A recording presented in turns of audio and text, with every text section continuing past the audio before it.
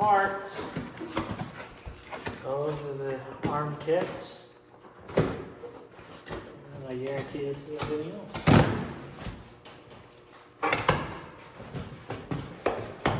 A couple gauge drills, I think. That's the seed tube. That's the seed tube. There. Those are for a couple of those down the road. A couple more gauge drill arms. My 2 chains. My new rubber closing for gauges. I don't remember all of that. So we'll see how far I get tonight. I'd like to get to at least finish row 3, which take me a whole whopping 20 minutes. But I want to see if I can get 4 done today. Row number 4, not 4 rows. Number 4. But yeah, we're gonna give this whole combobule a try. I'm gonna show you what this kit. It's the cheapest, not the cheapest. Probably is the cheapest, but I think they're one of the better kits. So you get your new arm with, this is the little bushing. It comes with both, so it comes with the little one for the, I believe, the newer planners. So, if it comes out, there's one bushing. Here's the big bushing. There. So we get our big bushing right here, and this one goes on like this. We're doing row 3 on the right side of row 3. We're gonna spin this. There's next to no play in these. They are really well machined. So that acts as your spacer actually. And then you have a new bolt that'll go through this right here. And you have the new bolt that goes right here that holds the gauge wheel on itself and the bearing. I always put, so I'll put anti-seize on the inside of this bushing, and then the grease goes on this, and I will put anti-seize in this hole and on these threads, so if I were to have a problem I can take it off. No, it will not come off while the planner's in use. Other than that, it's a fairly simple, quick, easy process. And this one go to? Okay. They also incorporate the really big bolt, which I don't need, but it is there for other applications. Let's install one. So this doesn't want to cooperate with me. It doesn't want to come off the spindle of the bearing. So what we're gonna do, we're gonna use a little heat. If this don't work, we'll go to more heat. I just don't want to use that right now. There's a leak on it, so I don't want to blow the shop up. But we'll try this anyway. I'll get back to you when I get the other one put on, because this could be a process. Okay, you can kind of see it. I got it off. I'm gonna take this thread out. I took some emery cloth, cleaned that out. We're gonna use the forbidden paint. We're just gonna put dab on that, and then some on here, and a lot on here, because these like to seize on us, as you've seen previously. So I'm trying to eliminate that if I can. I'll just put it right on the front and it'll push it all the way on. So this is going on the right side. So this side always has to be up, no matter what side it is. Slide that on flush. Spin this little set screw in.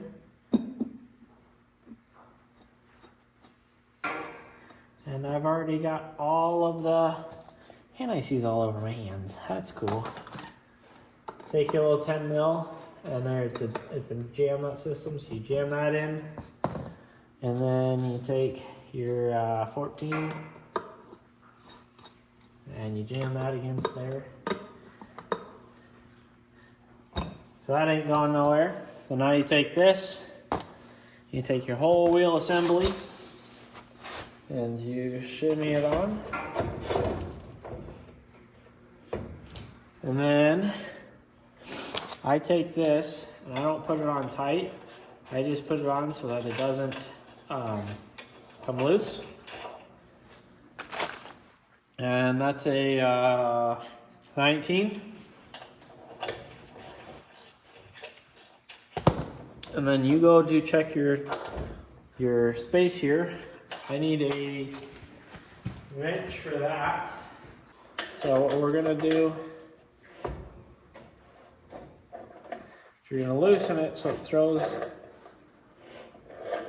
there will be less threads towards the inside, making it closer to the wheel. So we still have a little bit of gap. Go another, not quite full turn.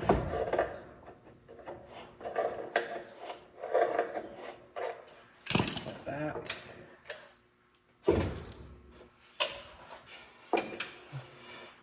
That's pretty good.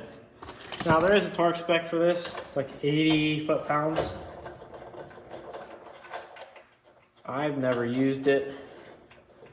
You definitely should, but I've never done it. I don't own a torque wrench that'll do that. Well, I do.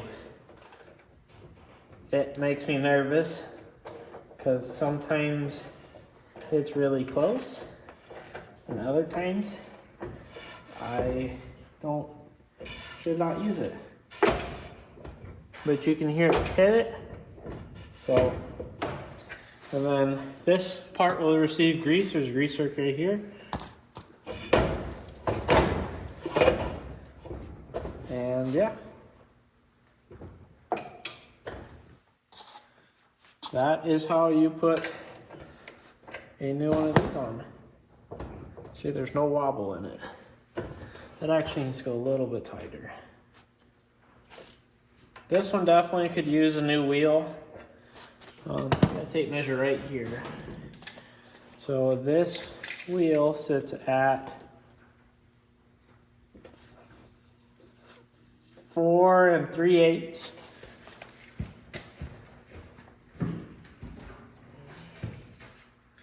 And a new wheel sits at 4 5/8. So it's almost at 1/4 inch more narrow.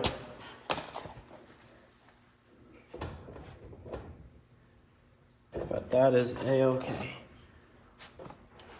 That's how things are. So we're gonna,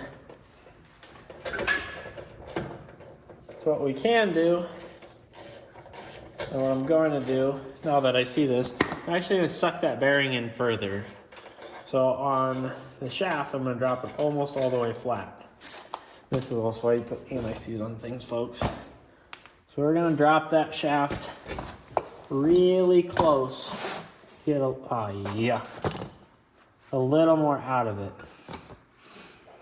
I didn't order enough wheels to replace every single one of them. So we're not going to.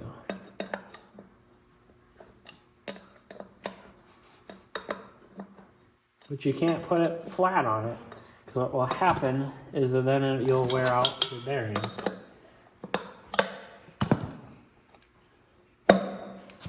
And now we have a little stick out on our bearing. So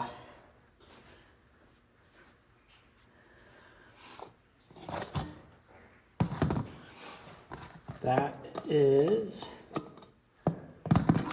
how we're going to do this. Now we shouldn't be as close to the end of this and have more adjustment in it. So once you're out of adjustment, you're going to have to rethink other things, possibly a new wheel, or look somewhere else on here to see what needs to be done differently. Now, it might be a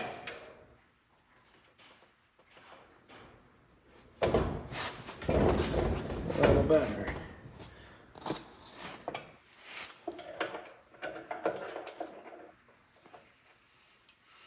So this would be one when they'll note that, hey, we're out of alignment on it.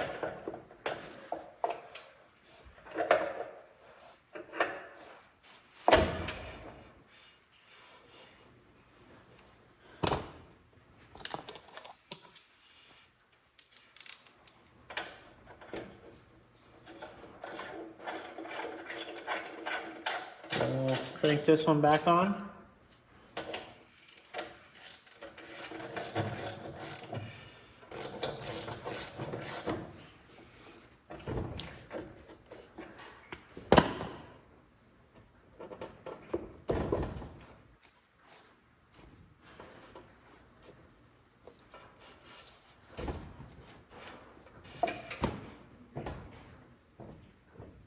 There we go. What we might do is I might weld on new stops back here so that it doesn't go so low. Because what happens is sometimes this will go too low. But that will be a next year's problem, I believe. So that's how we put one of those on. We'll throw the spider back on it.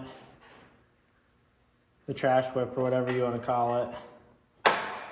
And get rid of all these extra parts because they can go bye-bye. And yeah. So that's how you do that, and then you just keep going with it. So we just do the rest of the rows now. Throw the spider on, throw the box back on, and that's row number 3 done. All right. I got the blades on row 4. So we're gonna find right there.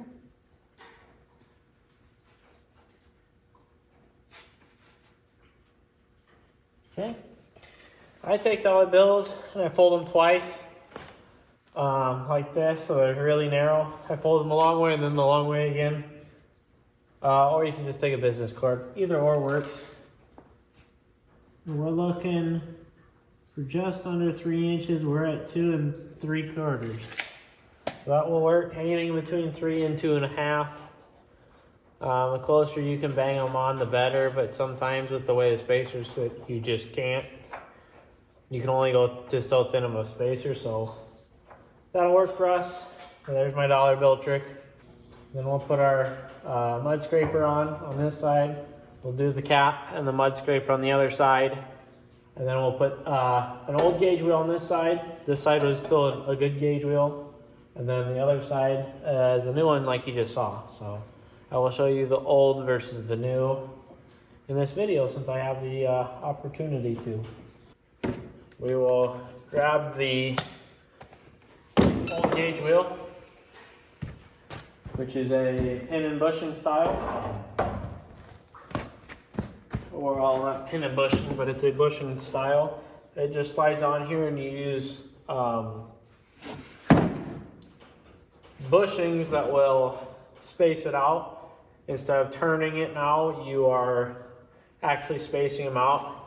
Kind of like you would with the rear end of a truck or something of that sort. Here's what they look like. They're just real thin spacers.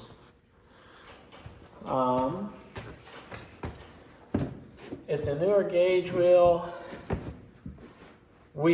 like the rubber. So we'll put, there's 2, there's 3. We'll try 3. I don't remember what came off of it, so this one's a lot more trial and error.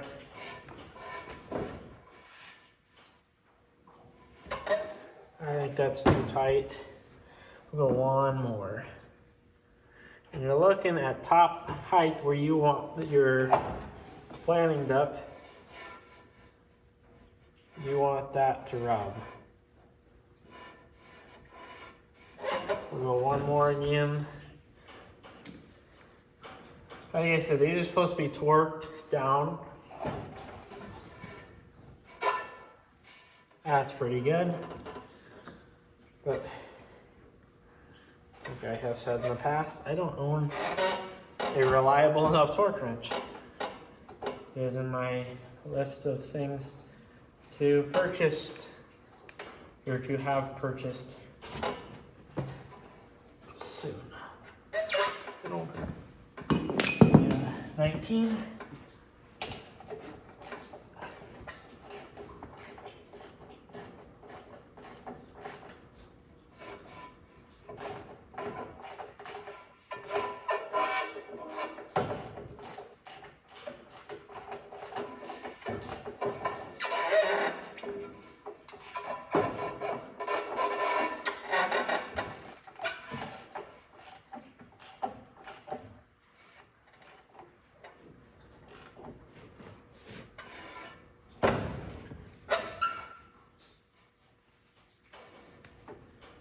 That's pretty good.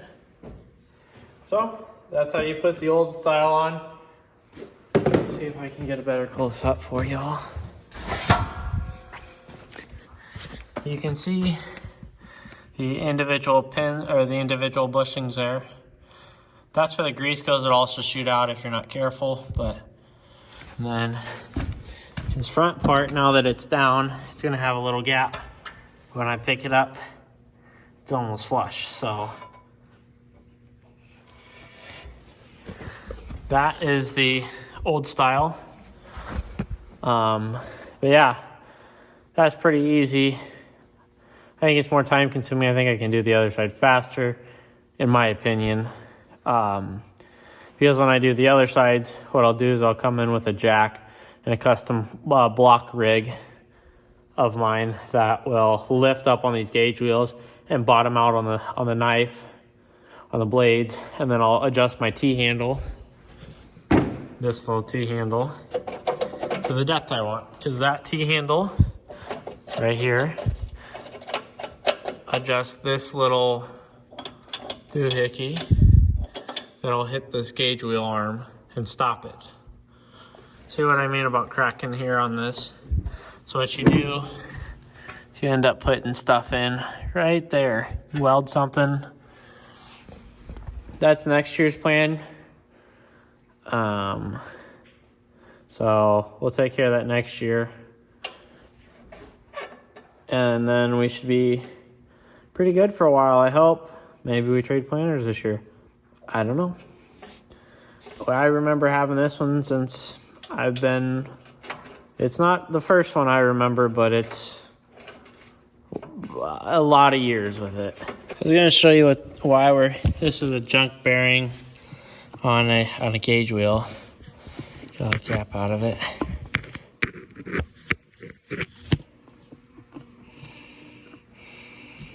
And then it doesn't want to turn sometimes.